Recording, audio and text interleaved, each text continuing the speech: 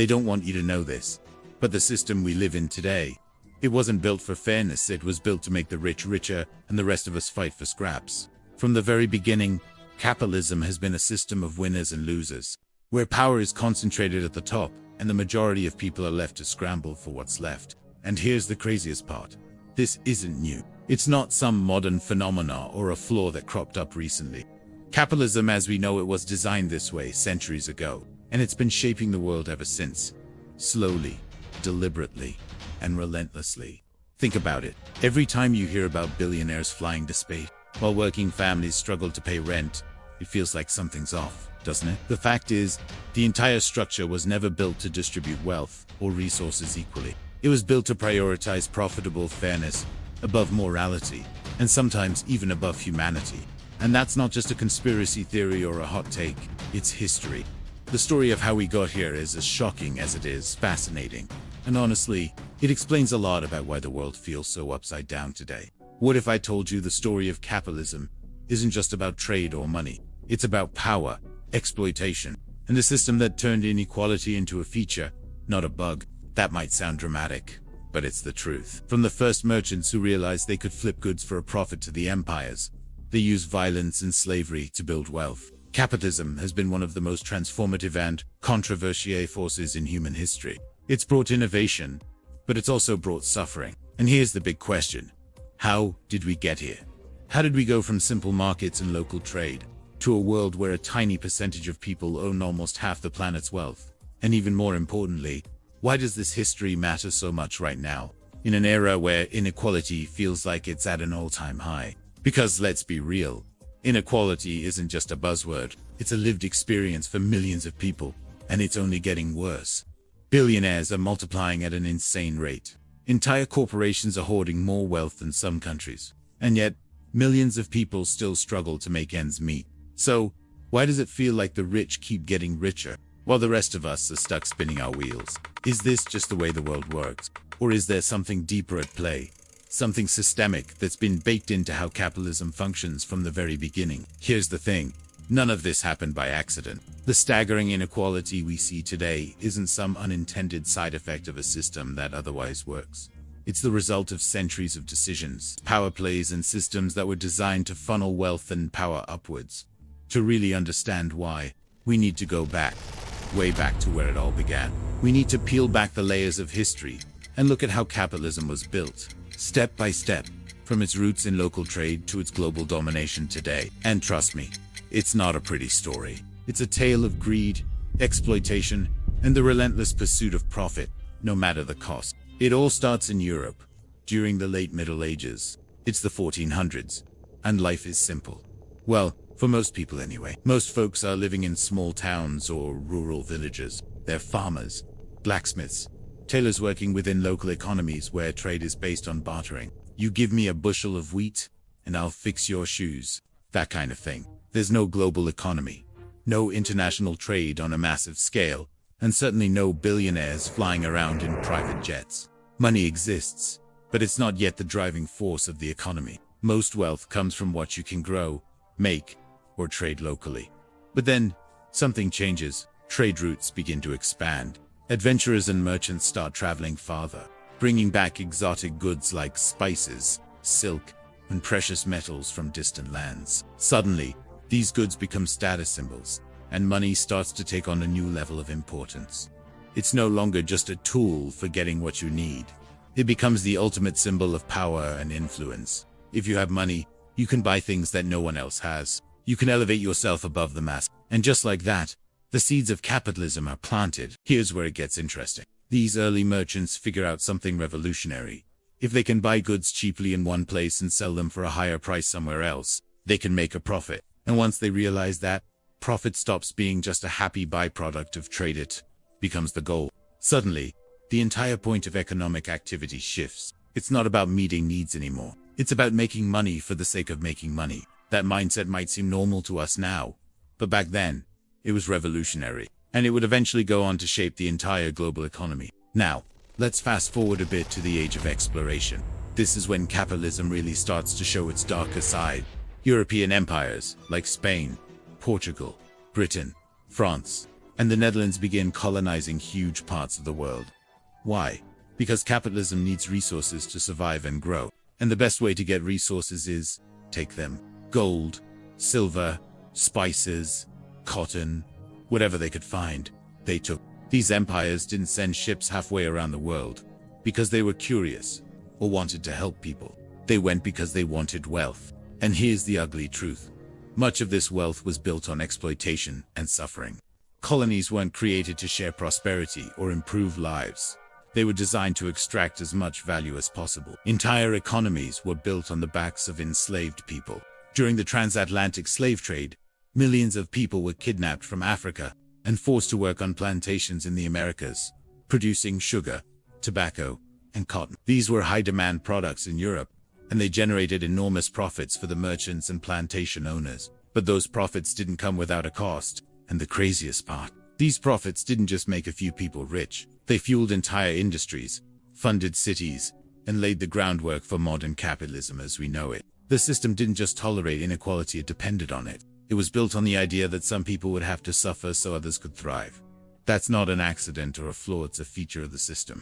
By the time we get to the Industrial Revolution, capitalism is transforming yet again.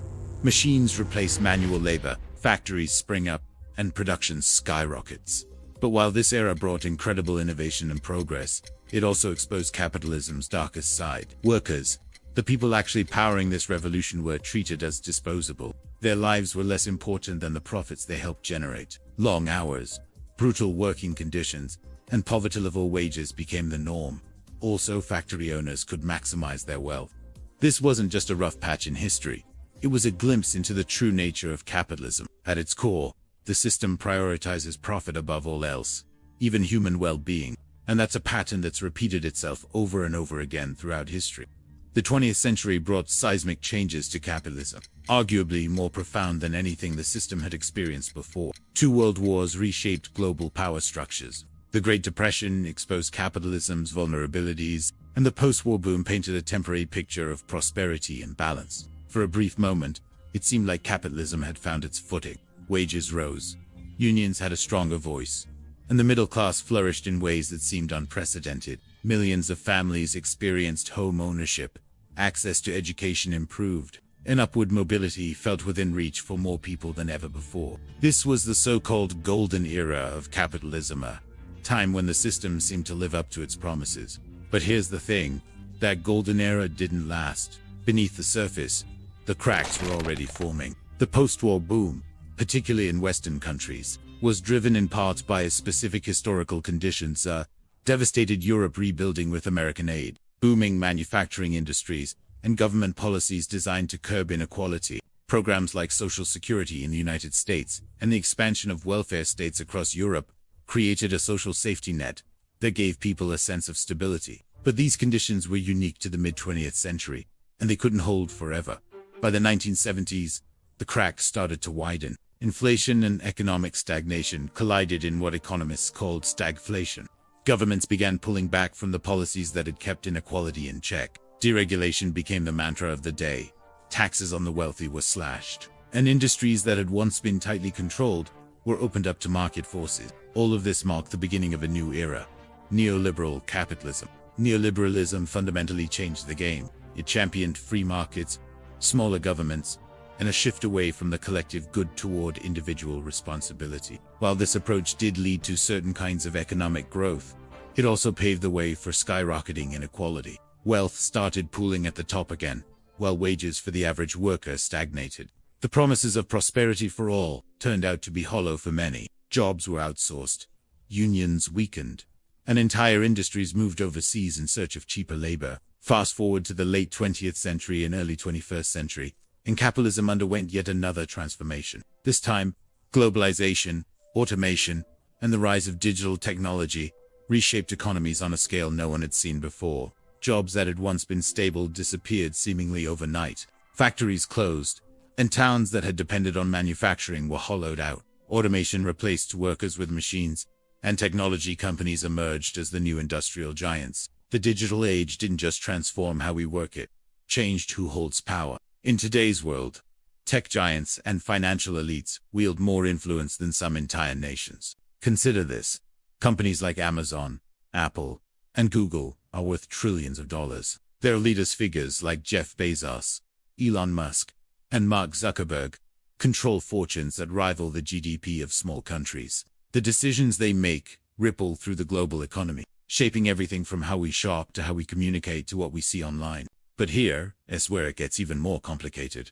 While these companies have driven innovation and created conveniences that would have seemed like science fiction a few decades ago, they've also deepened inequality. Take Amazon as an example. While Bezos can afford to fund space exploration, many of his workers struggle with grueling hours, low pay, and inadequate benefits. The irony is hard to ignore.